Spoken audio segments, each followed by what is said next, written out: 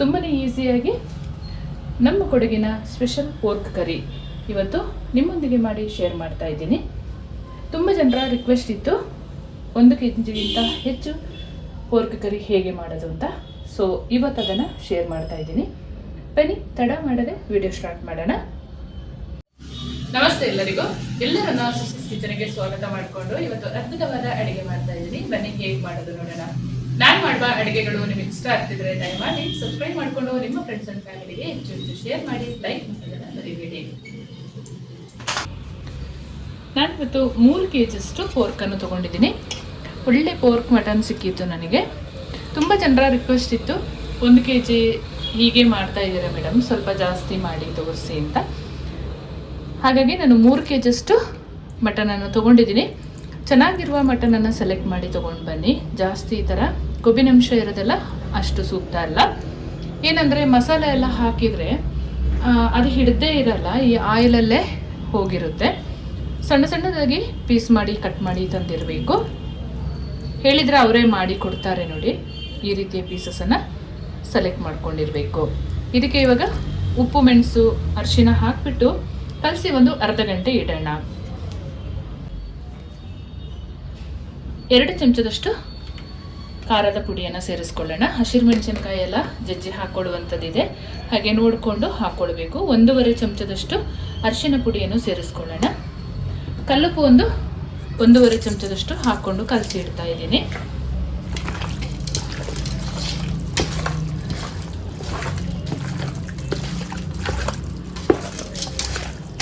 ತುಂಬ ಜನರು ಕೇಳ್ತಾ ಇದ್ದಾರೆ, ಪೋರ್ಕ್ ಮಸಾಲೆಗೆ ನೀವು ಏನೇನು ಹಾಕ್ತೀರಾ? ನಾವು ಕಪ್ಪು ಮಸಾಲೆ ಮಾಡಿರ್ತೀವಲ್ಲ, ಹಾಗೆ ತುಂಬ ಸರಿ ನಾನು ಅಪ್ಲೋಡ್ ಮಾಡಿದ್ದೀನಿ ಕೂಡ. ಹಾಗೆ ಈ ಹಿಂದೆ ಕೂಡ ಮಾಡಿ ಅಪ್ಲೋಡ್ ಮಾಡಿದಾಗ, ಪೋರ್ಕ್ ಕರಿ ಮಾಡಿದಾಗ ಅದರಲ್ಲಿ ಕೂಡ ಮಾಡಿ ನಿಮ್ಮೊಂದಿಗೆ ಶೇರ್ ಮಾಡಿದ್ದೀನಿ. ನೀವು ಒಮ್ಮೆ ಚೆಕ್ ಮಾಡ್ಬೋದು. ಬೇಕು ಅಂದರೆ ಲಿಂಕ್ ಕೂಡ ಶೇರ್ ಮಾಡಿರ್ತೀನಿ.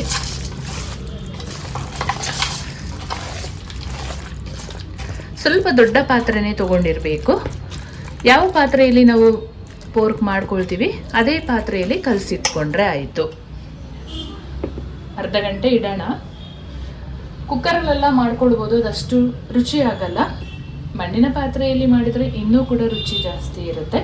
ನಾನು ಸ್ವಲ್ಪ ಜಾಸ್ತಿ ತೊಗೊಂಡಿದ್ದೀನಲ್ವ, ಹಾಗಾಗಿ ದೊಡ್ಡ ಪಾತ್ರೆಗೆ ಹಾಕ್ಕೊಂಡಿದ್ದೀನಿ.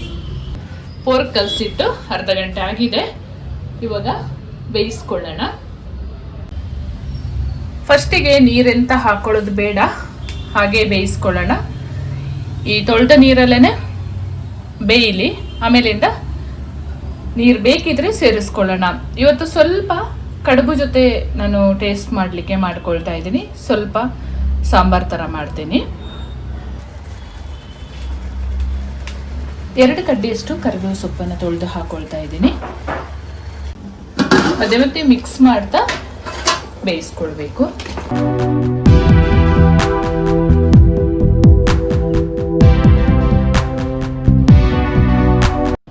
ಪೋರ್ಕ್ ಕರಿಗೆ ಹಾಕೊಳ್ಳೋಕ್ಕೆ 2 ದೊಡ್ಡ ಈರುಳ್ಳಿನ ತಗೊಂಡಿದ್ದೀನಿ. ಜಜ್ಜಿಕೊಳ್ಬೇಕು.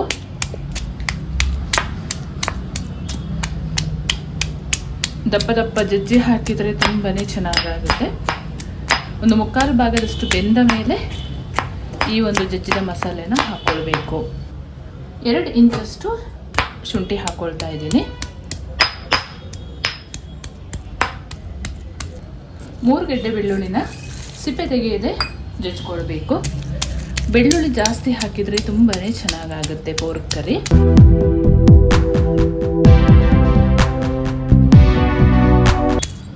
ನಾನು ಪೋರ್ಕ್ ತಿನ್ನೋರಿಗೆ ಅಷ್ಟೇ ಹೇಳ್ತಿರೋದು. ಕೆಲವರು ತಿನ್ನದವರು ಸುಮ್ಮನೆ ಕಮೆಂಟ್ ಮಾಡ್ತಾರೆ, ನೀವು ತಿಂತೀರಾ ಹಾಗೆ ಹೀಗೆ ಅಂತೆಲ್ಲ. ಸೊ ತಿನ್ನದವ್ರನ್ನ ನೋಡಬೇಡಿ ಅಂತಲೇ ಹೇಳೋದು ನಾನು. ಸುಮ್ಮನೆ ಬಂದು ನಿಮ್ಮ ಟೈಮ್ ಏನಕ್ಕೆ ವೇಸ್ಟ್ ಮಾಡ್ಕೊತೀರಾ ಕಮೆಂಟ್ ಮಾಡಿ ಅಲ್ವಾ? ಅದಷ್ಟು ಚೆನ್ನಾಗೂ ಇರಲ್ಲ.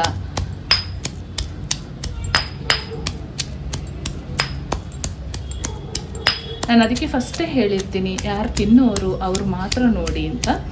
ಪ್ರತಿ ಸರಿನೂ ನಾನು ವೆಜ್ ಮಾಡಿ ಹಾಕೋದಕ್ಕೆ ಆಗಲ್ಲ. ಯಾಕೆಂತ ಹೇಳಿದರೆ ಎಲ್ಲ ಥರದ ಸಬ್ಸ್ಕ್ರೈಬರ್ ಇರ್ತಾರೆ, ಅವರು ಕೇಳುವಾಗ ನಾವು ಅದನ್ನು ಮಾಡಿ ಶೇರ್ ಮಾಡಲೇಬೇಕಾಗುತ್ತೆ. ಹಾಗಾಗಿ ನಾವೇನು ಮನೆಯಲ್ಲಿ ಅಡುಗೆ ಮಾಡ್ತೀವಿ ಅದನ್ನೇ ಅವರು ಕೇಳ್ತಾರೆ. ಸೊ ಹಾಗಾಗಿ ನಾವು ಅದನ್ನು ಅಪ್ಲೋಡ್ ಮಾಡಲೇಬೇಕಾಗುತ್ತೆ. ಹಾಗಾಗಿ ಹೇಳ್ತಾ ಇದ್ದೀನಿ. ಹಸಿರು ಮೆಣಸಿನಕಾಯಿ ಒಂದು 20 ಸೇರಿಸ್ಕೊಂಡಿದ್ದೀನಿ. ನಾನು ಗಾಂಧಾರಿ ಮೆಣಸು ಹಾಕೊಳ್ತಾ ಇಲ್ಲ, ನನ್ನ ಹತ್ರ ಖಾಲಿಯಾಗಿತ್ತು, ಊರಿಂದ ತೊಗೊಂಡು ಬರಲಿಲ್ಲ. ಸೊ ನಿಮ್ಮ ಹತ್ರ ಗಾಂಧಾರಿ ಮೆಣಸು ಸಿಕ್ಕಿದ್ರೆ ಹಾಕ್ಕೊಳ್ಳಿ, ಅದು ತುಂಬ ರುಚಿ ಕೊಡುತ್ತೆ. ಇದಕ್ಕೆ ಮೇಯ್ನಾಗಿ ನಮ್ಮ ಕಪ್ಪು ಮಸಾಲೆ, ಹಸಿರು ಮೆಣಸಿನಕಾಯಿ, ಶುಂಠಿ, ಬೆಳ್ಳುಳ್ಳಿ ಮತ್ತು ಕಾಚಂಪುಳಿ ಕೂಡ ತುಂಬಾ ರುಚಿ ಕೊಡುತ್ತೆ. ಎಲ್ಲರಿಗೂ ಸಿಗಲ್ಲ ಅಲ್ವಾ? ನಾನು ಪ್ರತಿ ಸರಿ ಕಾಚಂಪುಳಿ ಹಾಕಿ ಮಾಡಿದ ವಿಡಿಯೋದಲ್ಲಿ ಹೇಳಿರ್ತೀನಿ, ನೀವು ಆನ್ಲೈನಲ್ಲಿ ಚೆಕ್ ಮಾಡಿ ಅಲ್ಲಿ ಸಿಗುತ್ತೆ ಅಂತ. ಇಲ್ಲ ನಮ್ಮ ಕೂರ್ಗಿಗೆ ಯಾವತ್ತಾದರೂ ವಿಸಿಟ್ ಮಾಡಿದ್ರೆ ಅಲ್ಲಿ ಎಲ್ಲ ಸ್ಪೈಸಸ್ ಶಾಪಲ್ಲಿ ಕೂಡ ನಿಮಗೆ ಲಭ್ಯ ಇರುತ್ತೆ, ನೀವು ಬೈ ಮಾಡ್ಬೋದು.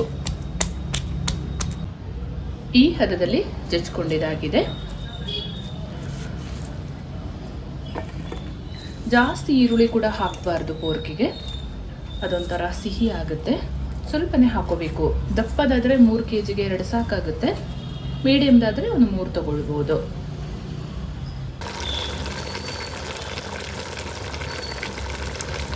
ಒಂದು 75% ಪೋರ್ಕ್ ಬೆಂದಿದೆ.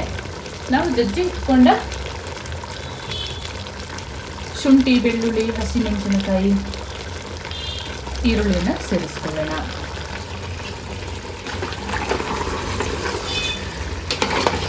ಒಂದು 80% ಬೆಂದಿದೆ ಅಂತ ಆವಾಗ ಕಪ್ಪು ಮಸಾಲೆನ ಸೇರಿಸ್ಕೊಳ್ಳೋಣ. ಕಪ್ಪು ಮಸಾಲೆ ಹಾಕಿ ಜಾಸ್ತಿ ಹೊತ್ತು ಇದ್ದರೆ ತಳ ಹತ್ತುವ ಚಾನ್ಸಸ್ ಇರುತ್ತೆ. ಪುರಿ ಸ್ವಲ್ಪ ಕಡಿಮೆ ಮಾಡ್ಕೊಳ್ಬೇಕು. ಉಪ್ಪು ಏನಾದರೂ ಬೇಕಿದ್ರೆ ಇವಾಗಲೇ ಸೇರಿಸ್ಕೊಳ್ಳೋಣ. ಇವಾಗ ನಮ್ಮ ಕೊಡಗಿನ ಮ್ಯಾಜಿಕ್ ಮಸಾಲೆ ಅಂತಲೇ ಹೇಳ್ಬೋದು, ಕಪ್ಪು ಮಸಾಲೆನ ಸೇರಿಸ್ಕೊಳ್ಳೋಣ. ನಾವೆಲ್ಲ ಇದನ್ನು ಮಾಡಿ ಇಟ್ಕೊಂಡಿರ್ತೀವಿ, ತುಂಬ ಟೈಮ್ವರೆಗೂ ಇದು ಮಾಡಿ ಇಟ್ಕೊಂಡ್ರೆ ಚೆನ್ನಾಗಿರುತ್ತೆ. ಒಂದು 75 ಗ್ರಾಮ್ ಅಷ್ಟು ಸೇರಿಸ್ಕೊಂಡಿದ್ದೀನಿ. ಏನೇನು ಇಂಗ್ರೀಡಿಯೆಂಟ್ಸ್ ಹಾಕ್ತೀರಾ ಅಂತಲೂ ಕೆಲವರು ಕೇಳ್ತಾರೆ. ನೆಕ್ಸ್ಟ್ ಟೈಮು ಮತ್ತೆ ಪುಡಿ ಮಾಡಿ ಅಪ್ಲೋಡ್ ಮಾಡ್ತೀನಿ, ಆವಾಗ ನಿಮಗೆ ನೀಟಾಗಿ ಗೊತ್ತಾಗುತ್ತೆ.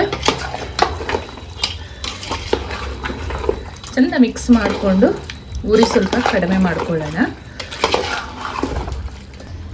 ನಾವಿದನ್ನು ಮೇಯ್ನಾಗಿ ಅಕ್ಕಿ ರೊಟ್ಟಿ ಜೊತೆ, ಇಲ್ಲ ನಾವು ಕಡುಬು ಮಾಡ್ತೀವಲ್ಲ ಅದ್ರ ಜೊತೆ, ಇಲ್ಲ ತಟ್ಟೆ ಇಡ್ಲಿ ಜೊತೆ ಟೇಸ್ಟ್ ಮಾಡಬೇಕು.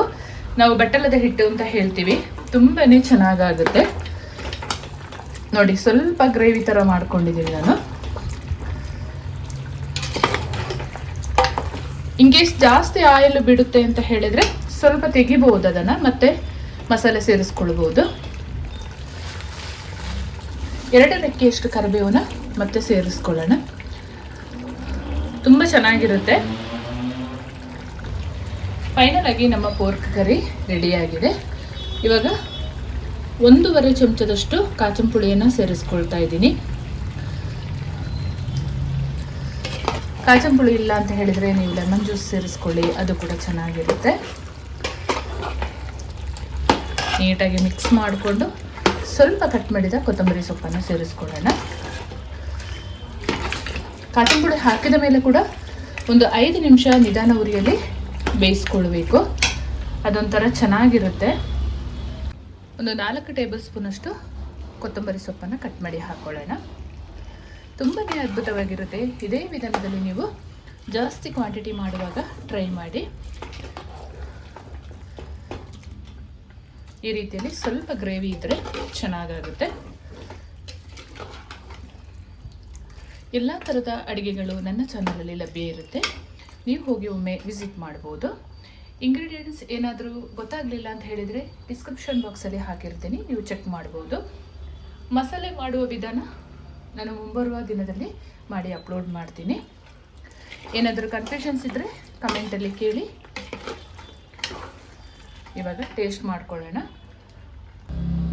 ಫೈನಲ್ ಆಗಿ 3 kg ಪೋರ್ಕ್ ಕರಿ ಮಾಡಿ ಇವತ್ತು ನಿಮ್ಮೊಂದಿಗೆ ಶೇರ್ ಮಾಡ್ತಾ ಇದ್ದೀನಿ.